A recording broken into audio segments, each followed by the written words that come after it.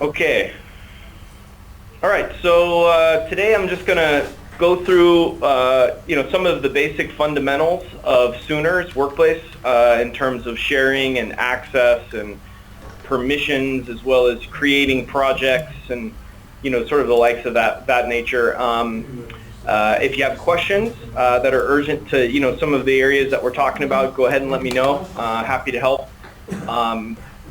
But we'll get started here. So, the first area that I'm going to talk about is the local version, or the desktop agent, which is installed on your computer after you install the service. You get this agent at the bottom right-hand corner down here. It's a little Soonr desktop agent, and it works for Mac and PC. So, they're just in different locations, but they operate the same way. And so you'll install the desktop agent on your computer, which will also provide you with a folder, a desktop local folder. And Soonr has 3 synchronization points, okay, that are live syncs. So 1 is the desktop agent, 2 is the online version of the service. So if you open up a browser and you go to sign in and then you log into the service, this is the second version, area of sync. And then the third is mobile, okay? And so on any 3 of these locations, you're able to create projects, and we call projects folders or projects, but you're able to create projects at any of these 3 locations, and they sync instantaneously to the other 2 versions, right? So you can see here, this is the online and this is the local, and you can see that the folders or the projects match up pretty close. There might be some more projects on my online than my local, and that's because you have the ability of customizing what you want to have synced down to your local as you start to create projects, right? So as an example, we'll just create a quick project here. So I'm going to create the project from my local folder just to show you guys as an example. And this is where you guys create, content. And we'll call this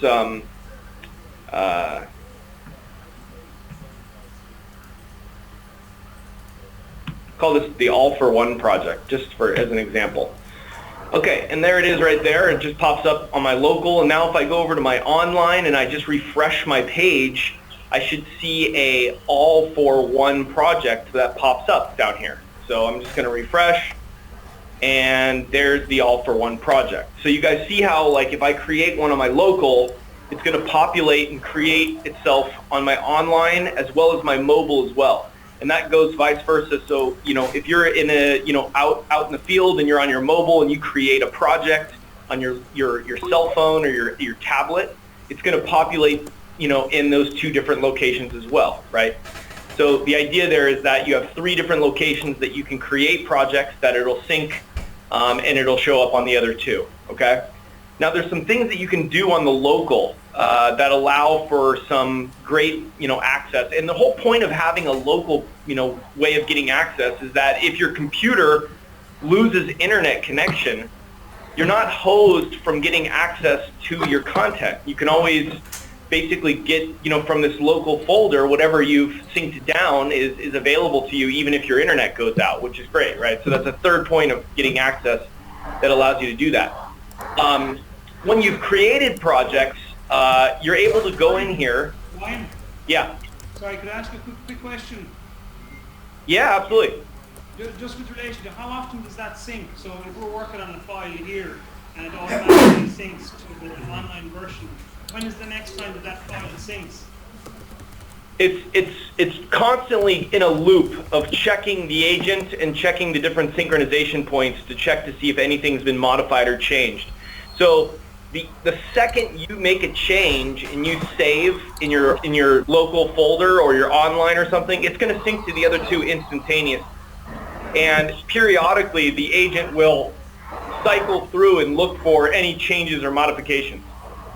Does the syncing slow down any of the performance from a local point of view? No, it doesn't. The only time you run into a slower sync is when you have 1 or more projects that have over 60,000 documents in them. So if you have a single project, like a single folder that has over 60,000 documents, we suggest you break that up into 2 projects. So that would be one of the only, yeah. Sorry, yeah, that answers the question with relation to the number of files, but we're a design agency, so the files we would have would be fairly substantial. Yep, that doesn't matter. That's okay. Yeah, you don't. There's no file size restriction with Soonr, which is great for your industry, right? So no file size restriction is nice. What I would also suggest is for your particular use case is if you're going to be doing some heavier uploads of content that are larger in nature, you can go down to the desktop agent down here, and if you open up the desktop agents, okay, you get a control panel for your desktop, right? This is your little control panel. What you can do is, first of all, you can always see what's being synced up and down in the service by clicking on the progress tab.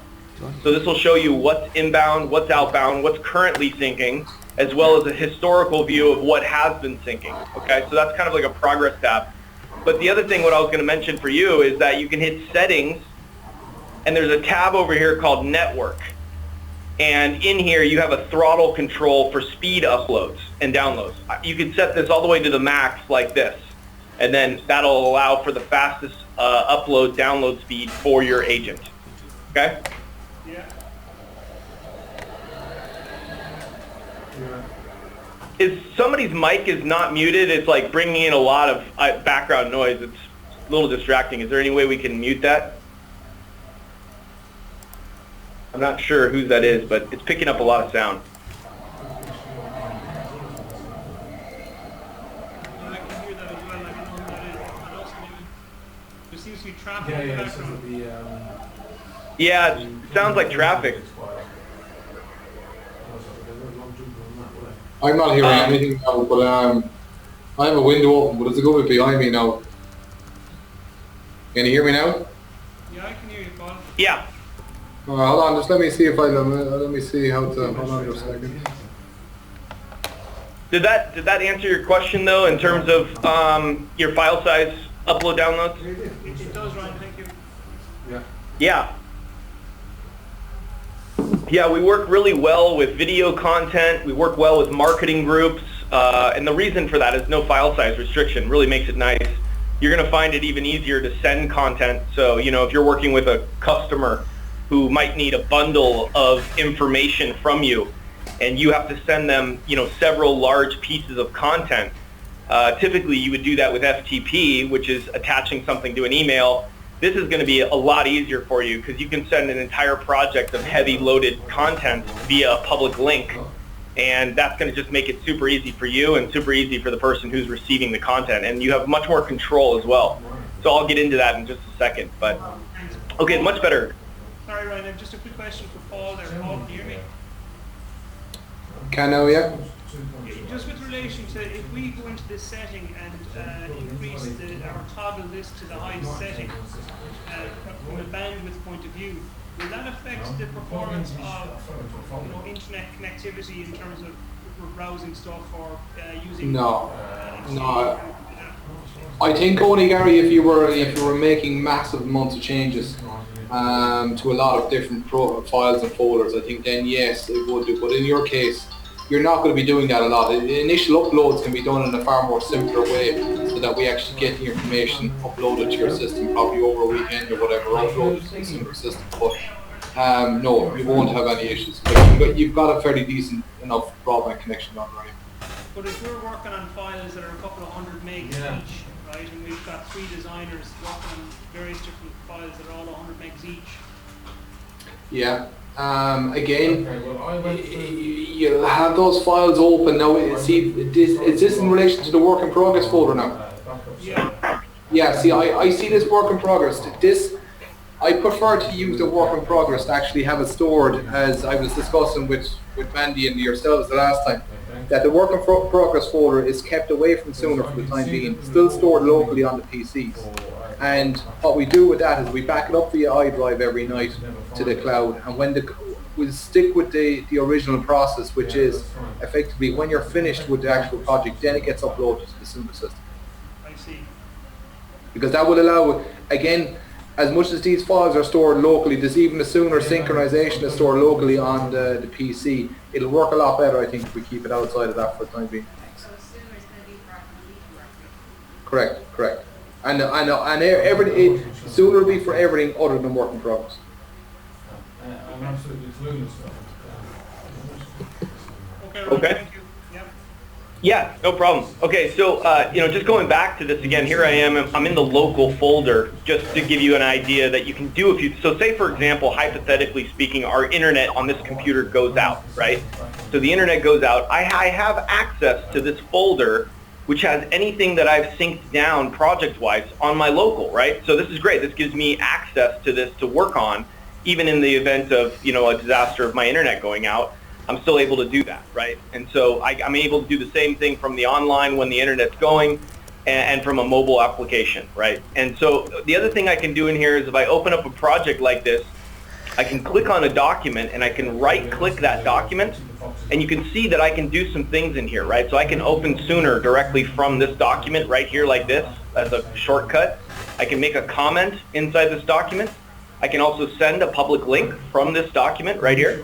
And if I want to, I can also lock this document, right? So I have a bunch of tools here that are also available on the local that provide a way that I can, communicate to other people sharing these projects if I want to work from a local perspective, okay? And so that's kind of what the local provides, is sort of this access from your local desktop that syncs to the cloud and allows changes to be made and modifications as well, even if you lose internet connection, okay? Some things about the desktop agent. Let's open the desktop agent up again, and this is where we opened it up just a second ago. So I showed you the progress tab here. If I click on settings, it's going to open up here, and these are all the projects down here. These are all the projects that are synced locally on this computer, right? So these are the ones synced locally. Now, if you have a project, here's the one that we just created, all for one project. Maybe this project, that I created for myself, maybe I don't need this on my local, right? Maybe it's taking up disk space and I don't need it on my local anymore, but I'm fine with accessing it from the online and maybe a mobile application.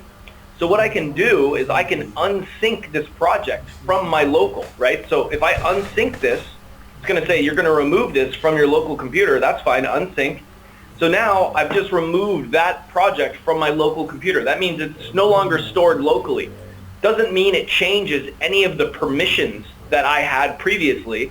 It just means that it's no longer on my computer locally. So it's not going to sync down locally. So if I want to get access to that all for one project, I've got to do it from the online or from the mobile now. Okay? Does that make sense, guys? Yeah? Yeah. Okay, good. The other thing I can do is, say this billings project was shared with me, and the whole project is synced down to my local computer. But when I go into the project, there's only certain aspects of that project that I need to have for myself that are synced down locally, and the rest I can push back up to the cloud to conserve space on my computer.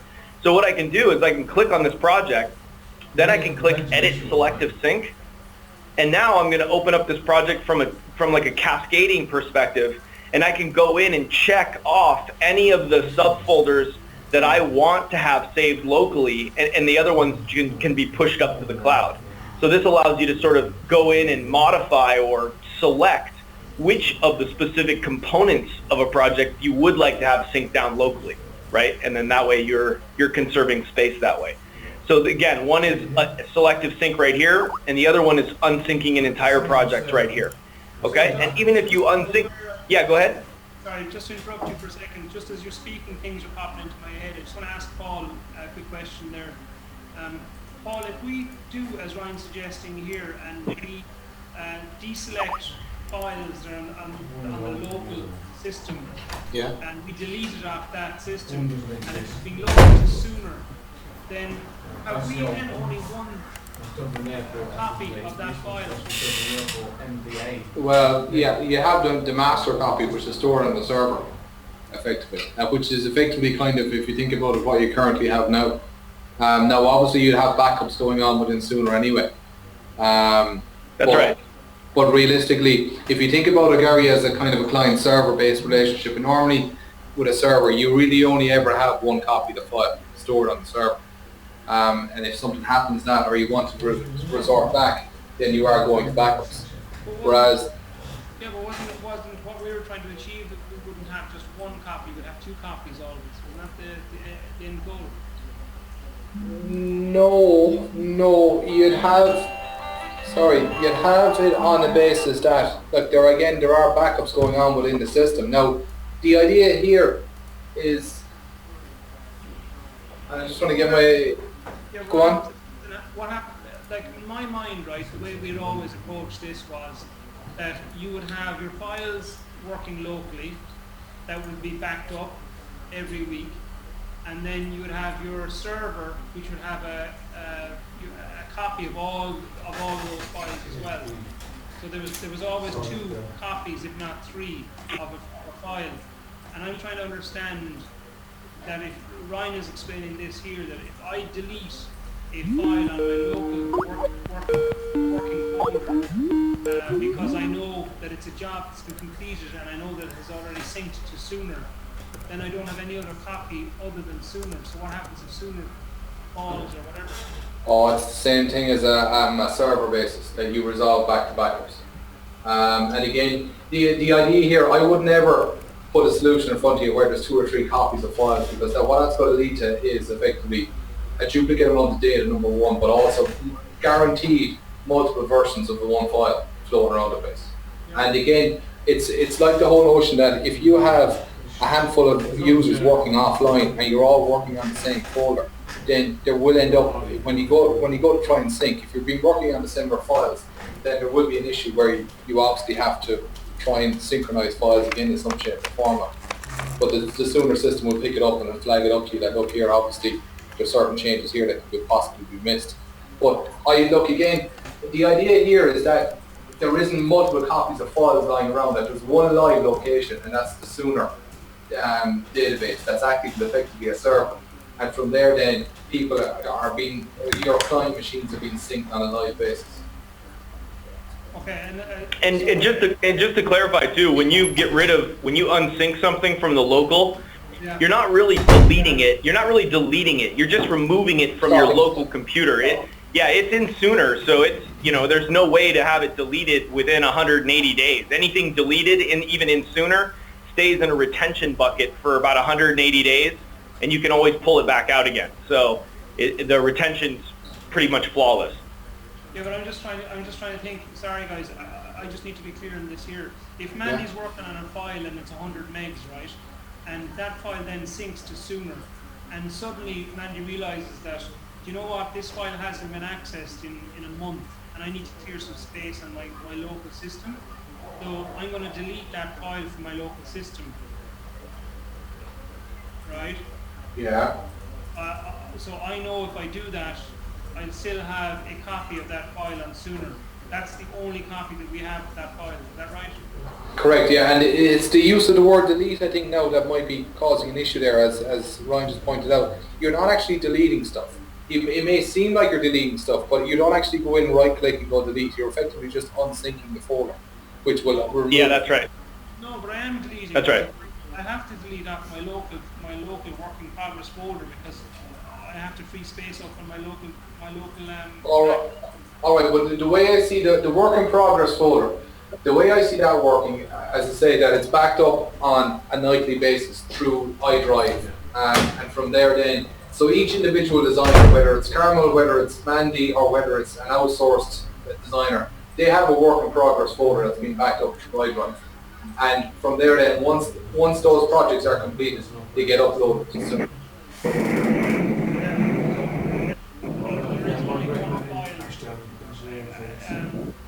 Which has been backed up, which is on Soonr basically. Sorry, Gary, I lost the first part of that. There was interference. Sorry, say it again. So what you're saying effectively is that there is just going to be one file backed up on Soonr. Any of the work in progress stuff is going to be stuff that's ongoing. Once it's completed, it's going to be correct. It's going to be in Soonr. So really, any archived work that we have, there's only going to be one copy, and that will be in Soonr. Correct. Plus any synchronization to PCs. That is going on, which again Soonr will be doing on a repetitive basis anyway. Okay, and is that standard, Paul, just to have one copy of a Oh yeah, well it's no different than what you currently have. Like at the end of the day, you have you have effectively a server in place down there, stroke NAS drive. And that allows you, that you have one copy of that file there. Other than that, if that gets corrupted or deleted or whatever might happen with it, you're resorting back to backups. And this is exactly a similar scenario, only that the information is stored in the cloud. That's correct. That's exactly right. And the other thing too is we have geo-redundancy, so if one of our data centers goes out, it geo-redundancies back over to another data center. So the failure, the potential for you not to have access is just so slim using a cloud solution with geo-redundant data centers. So yeah, actually, you've answered. Thanks, Paul and Ryan. Sorry for it's just that I need to try and figure this out. Oh no, I totally get it. Yeah, no, it makes sense. I'm you're working through it. I get it. Yeah, so I figured now what you've said there is with relation to the fact that Soonr we do an automatic sync or any archived folders or files are saved to Soonr. The beauty about this is that if the server goes down, you have your own redundancy plan in place where those files actually have been saved to a second server anyway. Oh, that's right. You're talking like within a normal server in the cloud or within a hosted data center, Gary, you have the server itself will have multiple hard drives in it. So number one, if a hard drive fails, other hard drives can continue to run on. Plus you also normally have mirrored servers, so that if a that's server, right. you actually have a server either sitting next to it or in the cabinet next to it. And then you also have replicated data center, data cabinets, where you actually have a separate server replicating on a 15-minute basis with the server that's in the data center. So if the data center goes on fire, you're effectively hopped over onto another server. Now again, that's effectively called data or disaster recovery and business continuity, where you effectively put plans in place that are tested on a regular enough basis. And most server farms these days will have those plans in place. Now again, it is a bit like the Swiss cheese effect, and we've seen stuff fail before where there's multiple redundancies, things in place. It's never 100%, but what I'm saying to you is that it's a hell of a lot more reliable than storing a server internally within your own office. That's perfect. That all makes sense. I'm comfortable with that. I have one other request with relation to that whole system. I'm going to need to get that on an email, Paul. The reason I was kind of probing here is because from an insurance point of view, we need to give you an update down this road.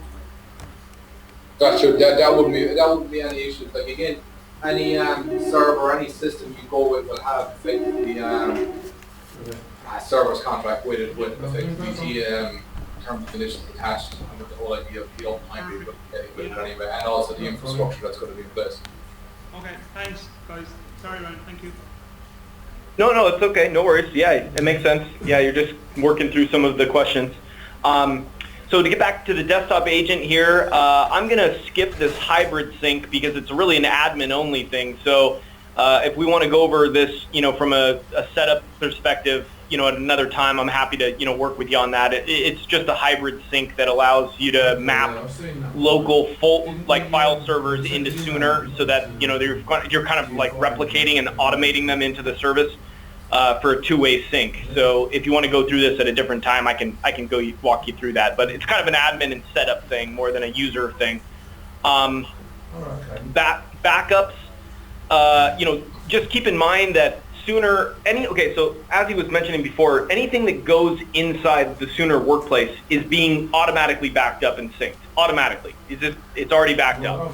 What this is like a supplemental or a complementary backup. So, for example, maybe you have data on your computer that you don't need to turn into a project, but you want to use Soonr to back it up. You can do that, right? You just go into manage backups, and then you can go in and you can basically back up stuff that's outside of the Soonr workplace that you want to use to back up. Okay, so just think of it as a complementary or a supplemental backup.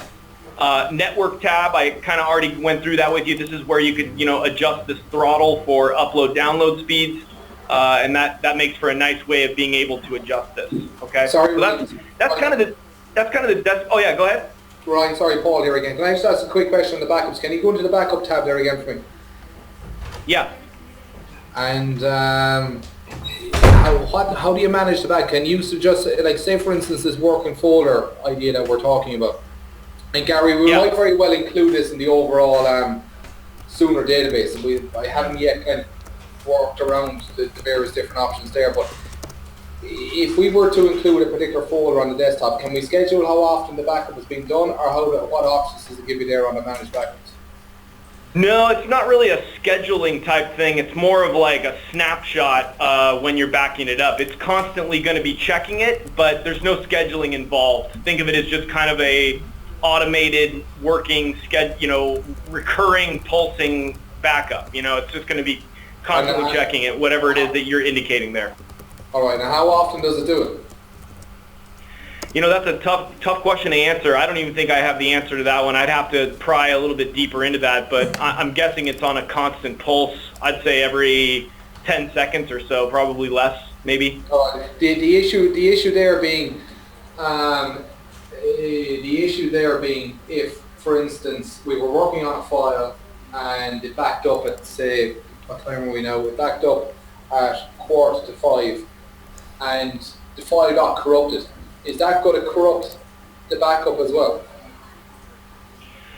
No, it shouldn't. And the other thing you can do is if you put it in Soonr, we have full versioning in Soonr, right? So that really kind of helps with that. So if you open up Soonr Workplace on the online like this, and you were working on a document down here in, say, the marketing project, and you made a change and that change is corrupted. You can see here we keep versions of changed documents as far back as 180 days plus, which is unlimited versions, right? So if one of those versions was corrupted or didn't, wasn't what you can do is just right click on any of these documents, go down to manage, and then go to previous versions, and that's going to show you a history of what was changed when, and think of that as almost like a backup snapshot. This is a completely different version last year than this one, and it's still there, right? And I'd be able to go there, basically bring this document to light as being the core document again, and then start working off of it, right? All right, that's fine. Yeah. So that's kind of the desktop agent, guys. Think of it as really just kind of a control panel for your local, right? And so once you get that set up, it doesn't really need a whole lot of prying or switching of knobs or anything like that. Just remember the progress tab is handy. If you're looking to see what's being synced, what's already been synced, that sort of thing. Okay, so that's the desktop agent. Now I'm going to switch gears into the online, and so typically one of the first things. Right, sorry, I think Mandy has a question there. Do you, Mandy? Just one question. I just an alarm bell there when you said there's multiple versions of the document. Say, if I just say there's two versions in the little tab, once you're clicking it, you have to specify and be aware of which version it is. Okay, well, I'll just take your latest version automatically. Yes, it would always open the latest version. So if you want to go to a previous version and there's a project that says there's a document that has multiple versions, you need to go and basically go to manage previous versions in order to get to those previous ones. Otherwise, it's going to open the most recently saved one. So, yeah, I know, it's great. So, did you enjoy it? You just revert back. Yeah, you revert back. Yeah, yep. And since we're kind of on this topic, it goes the same way even if you accidentally delete something, okay? So that's the beauty of working inside cloud, is that even if you delete something, it's not deleted. It's in a deletion queue.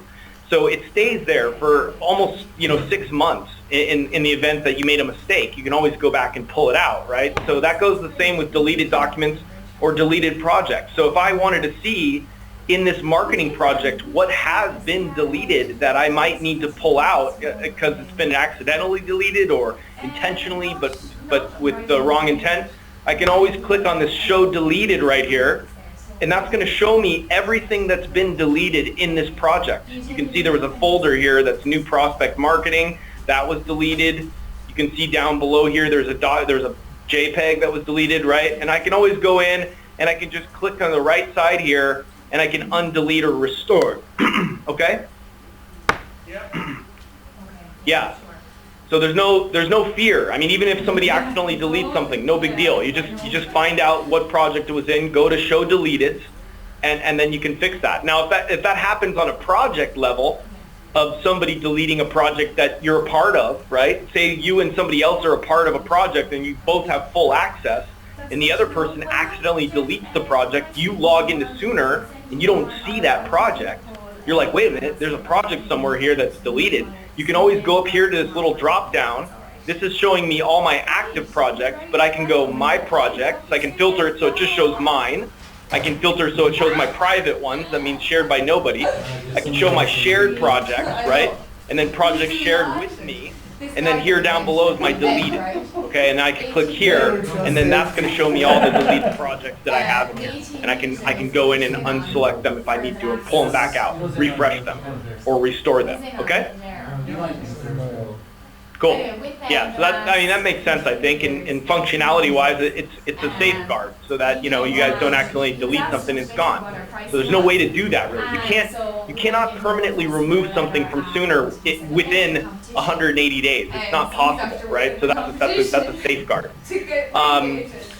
So once you've kind of like installed the agent, the next thing is to really kind of add members to your account, right? So you can either import your members by CSV file right here, right? So you can bundle them and add more users by CSV file. You can also add new members by adding a member right here, right? So you click here and you can go in and first name, last name, email address, phone number, how much storage that they need. So the admin of the account is designating how much storage each user is going to have, right, out of the pool of storage. And so you can increase it there. And then below here is also where you can designate whether the role of this person you're adding is something greater than a normal user. So if you need to make them a super admin or an administrator or somebody that can create connection seats, right? So that's how you would add somebody individually. And then once your team members have been added, you can always click on members, and this is where your members are all going to show up, and it's going to show their storage space here and how much they've used versus how much they've been given, how many projects they're a part of, and whether or not the last time they've logged in. Okay, and you can even segregate this by role, right? So if I click your role, I can search my members versus my team admins versus my super admins. Okay. Ryan, that's storage. Sorry, Ryan. Uh-huh. Paul here again. That storage, is that just say for instance there, Ashley P has 8 gigs of storage. Is that his own personal storage or is that shared storage?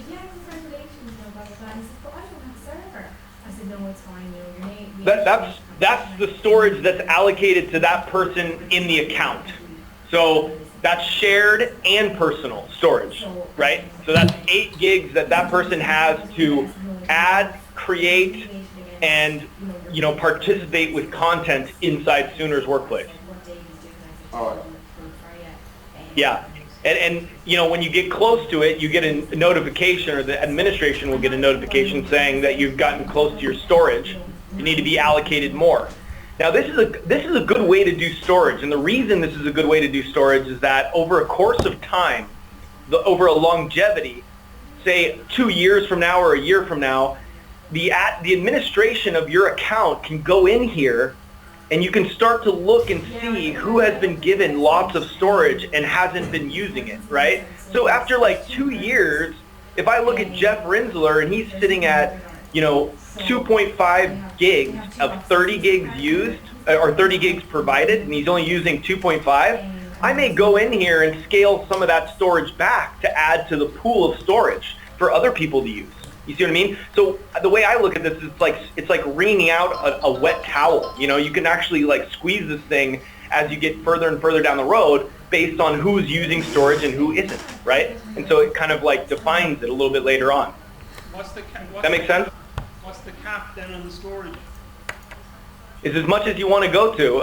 It starts off as the pro account starts. The pro account starts at 1 terabyte, and the enterprise starts at 5 terabytes. And you're always welcome to go more than that. Sorry, just following on there again. Like in an ideal world, what we want to do is we want to set this up in such a way that we don't necessarily give people access to particular storage. Like everyone gets access. Like say for instance, there's 2 terabytes of data all split up into 2 separate different folders. People then have, based on what you have access to, you have access to certain folders. that's the way I see this kind of working. How would we set that up in this type of environment? You know what I would do is I would add the content in there, right? You add your content inside Soonr. Then what I would do is I would go to each one of the users and just give them a moderate amount of storage, you know, based on how much pool you have, right? And so you're going to, I mean, start with, I don't know, 15 gigs, you know, per person or something like, you know what I mean? Just kind of whatever makes sense on what, you know, activities there, and then based on what their roles are, you might want to increase certain people's storage based on how much they're contributing to the account, that kind of thing, right? The storage that's allocated to them, what that's going to be used for is for them to add new content into folders. When they make a modification, a change to a document and then save it, that's got some added storage to it because you've added content to that document. So they'll need storage for that, right? So you're giving them storage to work inside the Soonr workplace, to add stuff, participate, modify, or create. Right. Is 1 terabyte enough? That make sense? No, Gary, we're looking at possibly 3 terabyte. Either that, I think we're going to be, we've got prices over the past week or so in relation to, it's actually cheaper to go up to the enterprise level and get 5 terabytes than it is to effectively stay on Pro and try and purchase another 2 terabytes. Now, what we might do is a cleanup exercise as well at the same time, and maybe potentially look at the 3 terabyte of data that you currently have and say, right, well, look here, how can we effectively archive away onto some other source? Yeah, and that's a good idea. It would be a good time to do a spring. Yep, that's right. Just in terms of the storage,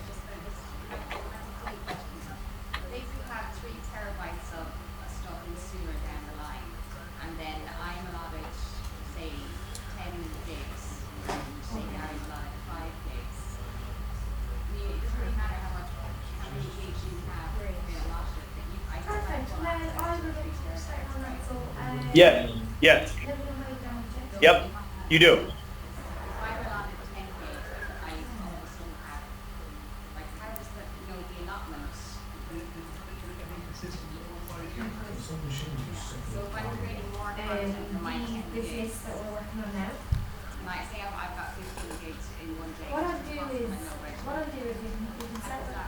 Then what you would do is, if that's the case, somebody would just have to, the administration of your account would have to just go into your name here like this, click on you like this, go to edit, and then just give you more. Exactly. And you just increase this up. Yeah, I think you were saying there was going to be a notification where you can ping if you're getting close to your capacity. Yep, you will. Yep, you'll get a notification. Yep, yeah, exactly.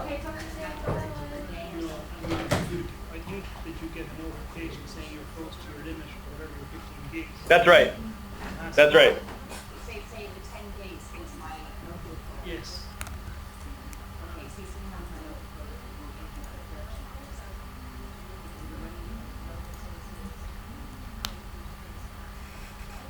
So the allotment basically changes what you're working on. Yeah. Yeah, I still think, Mandy, it'll actually be small in comparison to the space you'll actually have available. The working folder, even if you were to give you 100 gigs of working folder space, then I think that should be able to do you fine. Yeah, so that, just to clarify then, the say so that's not the actually MACD there has 3.2, actually P 20 gigs, so that means that person locally has a cap 20 gigs working locally on their machine. Is that right, Ryan? I didn't catch that, sorry. Sorry, so when you said, like, say that person actually P there has 20 gigs assigned to them, so that means they can't exceed locally on their machine. Well, the 20 gigs means they have 20 gigs to work with to add. They have what that means is Ashley P has the ability to add content of 20 gigs both locally, online, or mobile. That's what it means. Across all 3 synchronizations inside Soonr's workplace, she has 20 gigs to work with. Now, when she gets close to that 20 gigs, if she's put a document up there that's 18 or 19 gigs or 19 and a half gigs, she's going to get a notification saying, hey, you've just almost breached your storage quota for Soonr the administration needs to allocate more storage to you. And so do I have access to, say, Gary has the building as well? You have the minimum, or you have certain access where you can opt into. But anyway, Yeah, that's right. the gigs that we have, we have access to, we can always access both 3 terabytes of information anywhere. So the data that's getting pushed up there, that's your corporate folders, okay? When you get shared that access, that's not taking out of your storage that's being allocated to you. Okay, that's already in there. That's already taken storage, right? That now when you get shared access, you have access to that whenever you want. Now, if you go into one of those projects that you have access to and you make a change and save it, you're now contributing new content to that project, which is going to get taken out of your storage. Yeah, what's more likely to happen is that I'll access something through Soonr Pro, and I'll probably drag it down to the save as and actually creating a document and make changes that way. So I'm pulling it down, and that's going to take up part of my day-to-day. Yeah, Yes, that's fine. yeah, that's okay. That's okay. Yeah, it's just whatever new content you're adding or new modifications you're adding is getting taken out of your storage. Does that make sense, guys? Yeah. Okay, cool. So now let me go to a project and show you guys permissions of sharing, right? So let's go for this all-for-one project here. So if I wanted to share this project, notice here it says recipients none, right? I'm the owner, storage size, there's nothing in here, right? So I want to share this with somebody first, right? So before I start adding content or anything, I want to make a share with this project and add somebody to it. So if I had a subfolder in here, and I'm just going to add a subfolder right here, you can just drop this down and add a subfolder. So I'm going to add a subfolder and just call this all for this project sub 1, okay? And I just added a subfolder to this, right? So there's one subfolder in here. Now, if I wanted to have some, let's add a Word doc or something generic as well. And it might actually want to push this into my, let's just do this. It'll be faster this way. Let me just save a document in here. There we go. And let me open this up. It should be a document.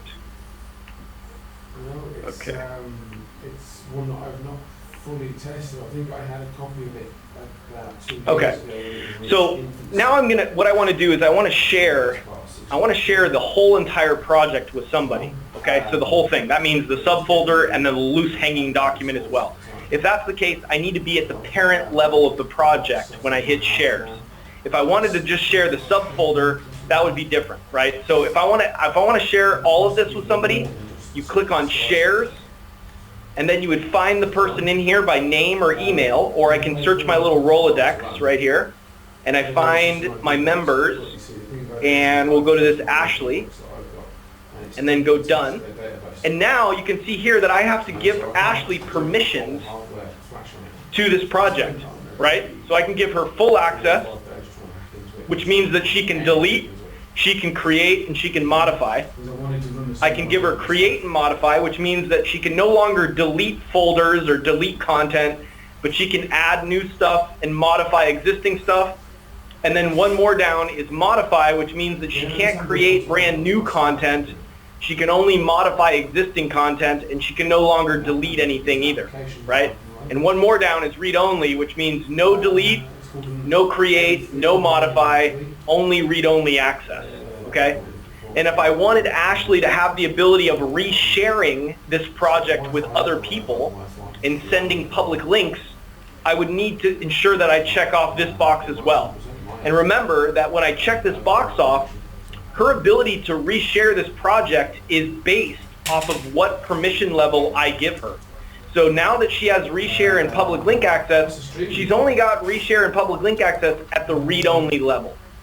Does that make sense, guys? What if you wanted to share that file, but because I'm at read-only level now, but if I wanted to reshare the file to somebody that could actually have full access? So if you wanted to give somebody full access at the read-only reshare level, you would have to have somebody that has full access to do that, right? Because the reason you're giving them full access is, to create, modify, but you want them to delete the content as well. That would be the reason why you would be giving them full access. So the person that would have that ability would be the top level person, somebody with full access. Because that would mean that the person accessing it would have the ability of deleting stuff in there. Does that make sense? Yeah. And down the line, say actually set read only, and that's fine. But say in a month's time you want to help or just hand over full access, and you can reshare that at full access level. Yeah, you can always go in and adjust this. So if I share this project like this, so now that I shared this project, Ashley has read only with reshare level, and later on I say, okay, now Ashley needs to have more access to this. I can always drop this down and go like this, and then go save. You see what I mean? Very easy to change. Gary, And to address your question, when you said you need to give somebody full access to it, you got to remember full access means deletion, creation, and modification.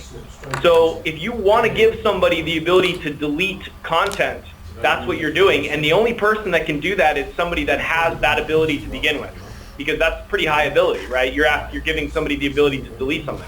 That's a security thing in Soonr, right? You wouldn't want somebody with read-only access to say, oh, I have to give a client full access to something and then have that ability to do that with them now having the ability to delete stuff in there, right? So it's a cascading effect of access and permissions, and it's done in a way that is secure.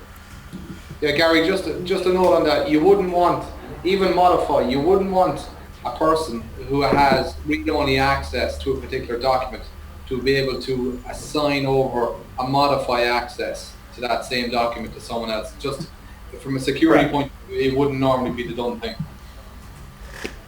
Yeah, but let's say for argument's sake, Tony sends a file to Mandy, and the file, yeah, no, that's fine. I was just trying to work through a scenario in my head, but that makes sense.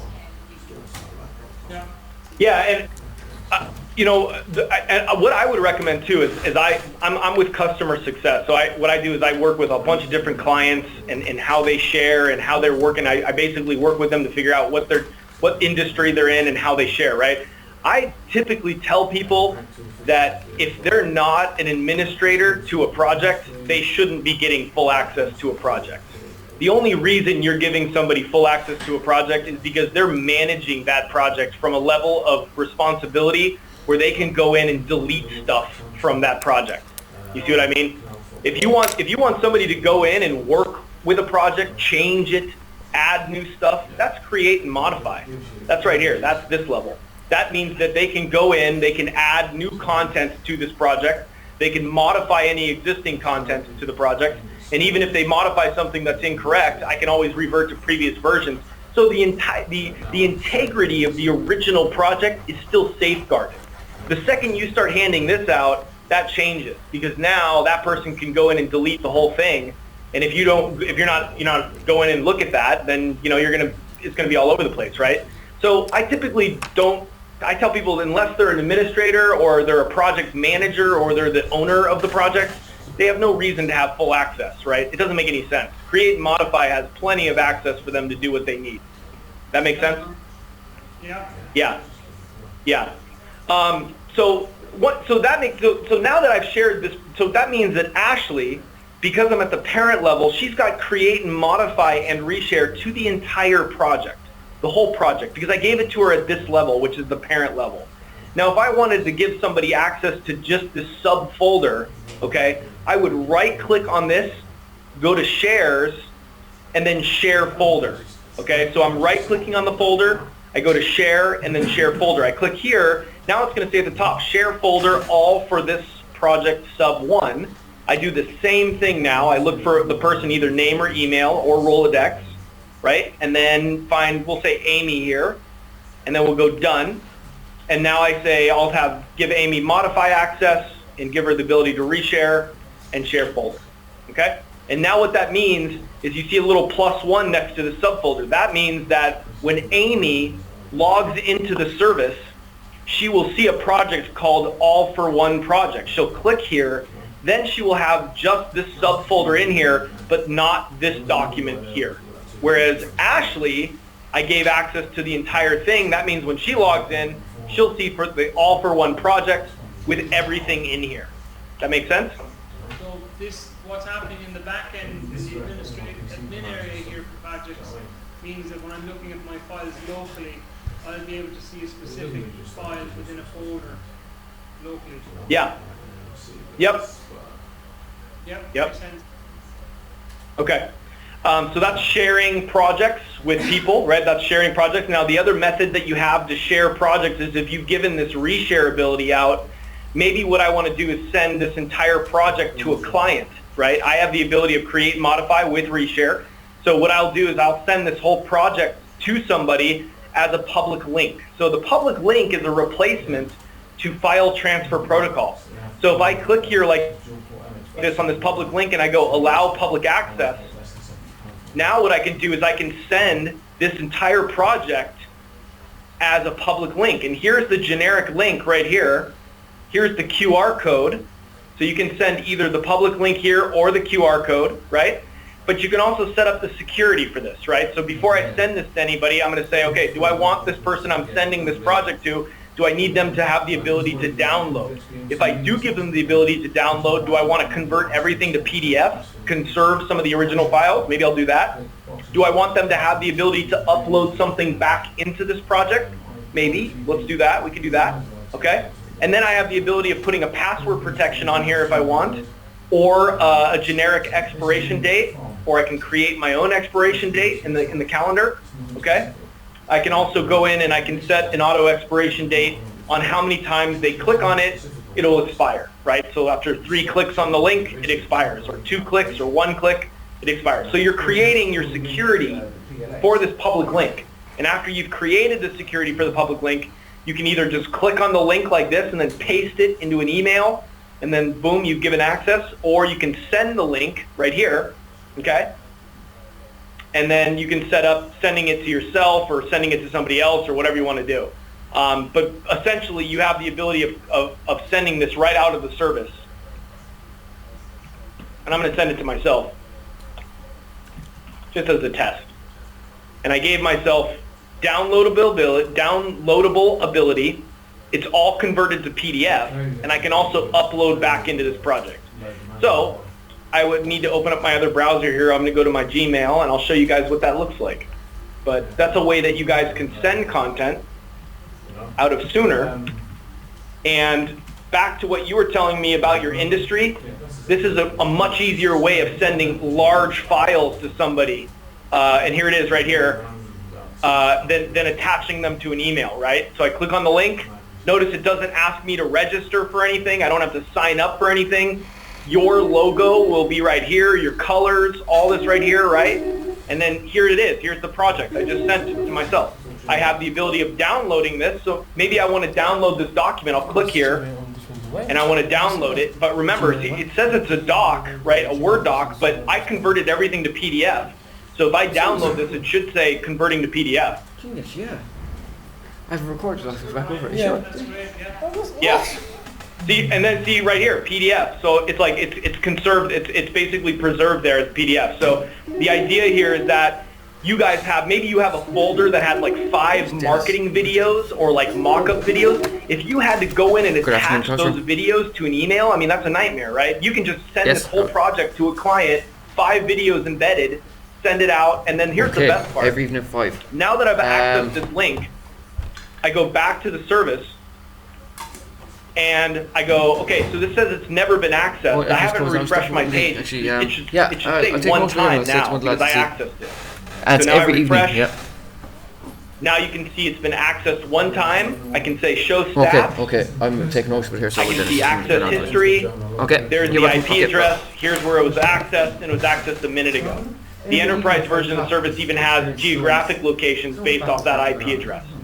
So you can go in and you can actually look to see who's accessed it from what IP address. This is much more sound than FTP, much more. Because first of all, if you send somebody an attachment of something from, collateral-wise, and it's the wrong thing, you now have to send them an email and say, hey, sorry about that. I sent you my honeymoon video. Please don't post that to Facebook. I can't get that back. I'm sorry. You know, I mean, there's no way to get that back, right?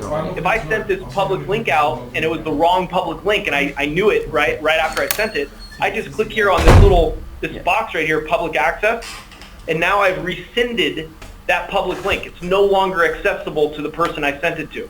So if I go back to the other browser, here's the link. If I refresh this page, it's not going to let me do anything. It's going to say I have access denied, right? Because I just disabled it. So you have a lot more control over your content, sending it, of who you're sending it to, what they can do with it, whether they want to upload back into the service. And the best part of it, all the public links are recorded, right? They're all audited in here. So every public link is recorded. So you can also go to your dashboard here, and you'll be able to click on your public links right here, and that's going to have all your public links there. Does that make sense? Yeah. Cool. While we're on the dashboard, you have your favorites, and favoriting something just means that you put it on your action bar, which is just like a bookmarking, right? So say you have a project that has 400 videos, and you're going to go to a boardroom to show a group a specific video. You might not want to get to that boardroom and then have to go through that project that has 400 videos. You might want to preload that video as a favorite ahead of time. That way, when you go to that boardroom, you open up the dashboard, you go to favorites, and there it is. It's right there. You find it, and you put it up, right? So that's what favoriting is. It's like a bookmarking capability. And so you can just right-click on any of these, and you can see here that you can favorite, unfavorite. And I'm just going to go through these. I'm not going to go into the detail of every one of these, but you can just see there's a lot of stuff you can do from right-clicking on a document in here, okay? And so this just gives you an idea of what you can do by right-clicking on something, okay? The other thing that you can do here is, and I just wanted to go over this just to make sure that you guys understand that if I wanted to delete I'm an admin, right? So I'm talking about from an admin perspective. We have somebody leave the company, and I want to get rid of them inside my account. We'll say Elena, for example. See how Elena has 4 projects and 2 computers, right? She leaves the company. I want to delete her, okay?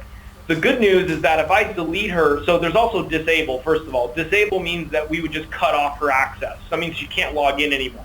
It's kind of like a holding pattern, right? So you're just putting her in a holding pattern. But if you want to delete her, it's not gonna remotely delete her projects. It's gonna ask you first, and it's gonna say, hey, before you delete Elena, here are the projects that Elena was working on. You can assign them to a new owner right here, right?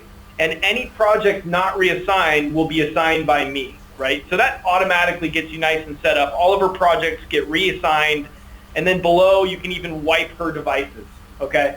So you can ensure that her devices are wiped clean. Make sense? Yeah.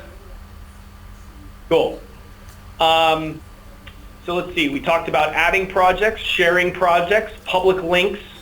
We talked about the tiered sharing from a folder down to a subfolder. Devices allows you to ensure that you can go in and look at any of your hardware. So here's my device right here. I can click here like this, and then here's all my synced local folder or local content, right? These are all the local projects that are synced down on this device. I can also see my backups, and that's like backups using that complementary backup, right? Because again, every one of these projects is already being backed up. So when you click here, this is like complementary backups to things on your computer, because these are already being backed up in here, okay? You can also get previous versions, and you can get remote access, okay, to the computer. This can all be configured, by the way. The Team tab is going to show you your members. It's going to show you your connections and your groups. So you can create groups of people if you want to, and assign projects by groups, like the design team, the creative team, the finance team, and then it shows you all the people inside these groups and what they're working on, that kind of thing. Okay? That's the Team tab. Any questions so far? Does that make sense, guys? Yeah. Yeah, no problems. And you guys are on the pro level or the enterprise level? I think, just answering that question, Gary, maybe after a spring clean, we can get the data under control to in around the 1 terabyte. Currently, you're over 2 terabyte mark. But again, I think if we were to look at it, maybe we might be able to get it down to the 1 terabyte mark. But I think, look, you could be looking at the enterprise level. Ryan can answer your question. There's options there anyway. What's the, Yeah. what are the costs for the enterprise? I know we're pricing on the Pro. Well, the thing is, the enterprise is a minimum of 10 users, but like it looks like you provided me with 8, and I asked if they could actually take 8 for enterprise, but they said no. But what we can do is get a discount on the actual enterprise itself. Yeah. So we'll that's work out probably what you want to about do. €18 or something like that a user per month. But that will have 5 and I'll be terabytes. honest with you, if you're sitting at 8 users and 2+ terabytes, that's probably going to feel better using the enterprise than it is the Pro, and not just from a cost perspective, but from a managing perspective. That amount of data and that many users, the Pro level of service is really designed between 1 and 6 people is roughly what that's sort of geared towards. But you can stretch it higher than that if you'd like. But where you're going to start to run into the capabilities of the enterprise or the functionality of keeping track of things, keeping track of monitoring, administration level stuff, reporting and that kind of thing. You guys can explore that though. Yeah, will do. Yeah, that's pretty much, I mean, from a Pro level, that's about all it's got in terms of the service. Does that help in understanding some of the capabilities today, guys? I'm trying to get you guys rolling out of here at a reasonable time. Was that helpful?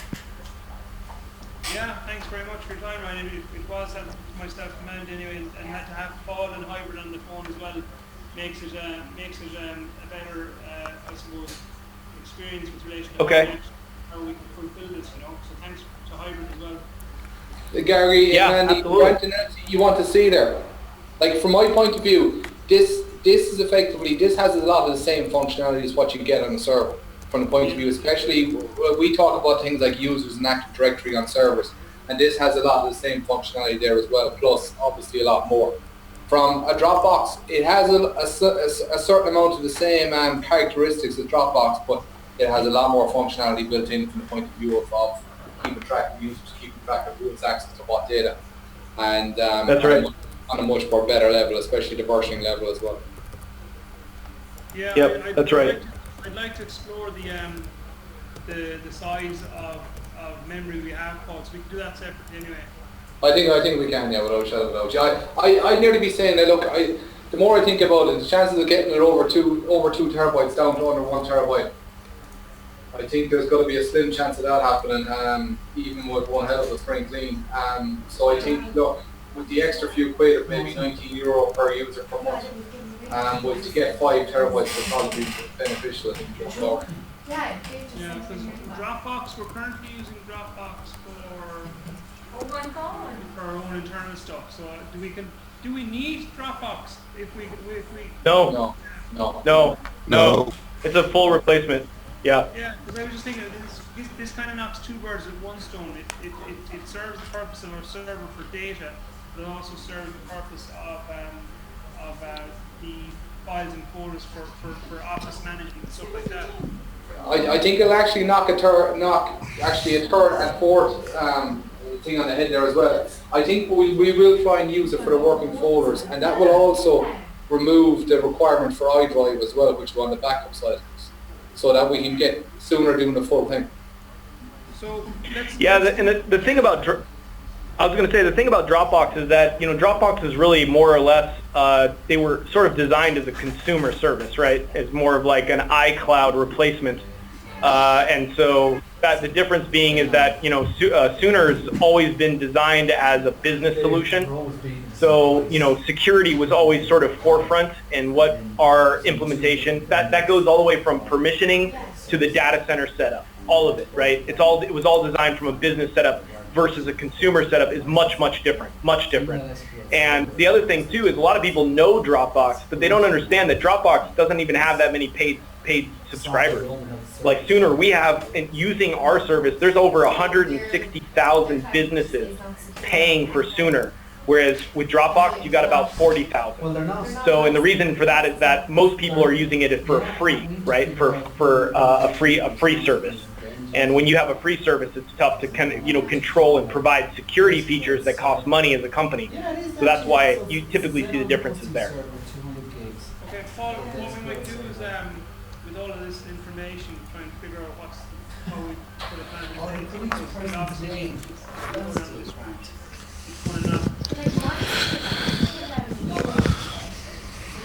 What do you think his motivation was? Yeah, sure, but no problems, Gary. Also, just Ryan, there is one member of Gary's team that's out for personal reasons today. I think it would be beneficial for him to see it as well, because Tony will always have feedback for any system, and I think, look, I think it'd be no harm. Gary would probably agree, I'm sure, to give him a look at it as well, if that was feasible. Well, has this been recorded? Oh, sorry, yeah. Yeah, David told me he was going to pass on a link tomorrow, so you could be watched back again. Perfect. Yeah. And I know we kind of sidetracked in talking about some stuff, but I hope some of those sidetracking and discussions actually were helpful in getting that stuff narrowed out, you know, and that kind of thing. Yeah, if it's recorded, then I can just share the link to Tony. He can review it then, and we can make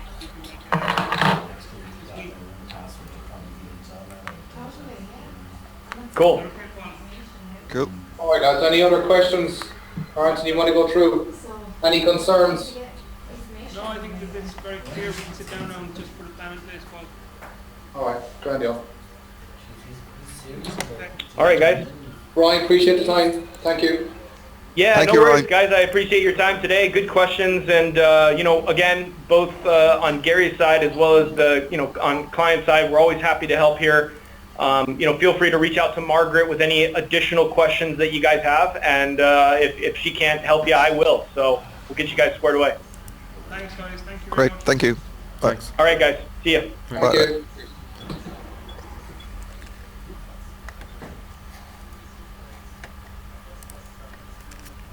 There's a few extra things there I didn't know about, right? Yeah, it's nice. Yeah, there's some things. I better stop this.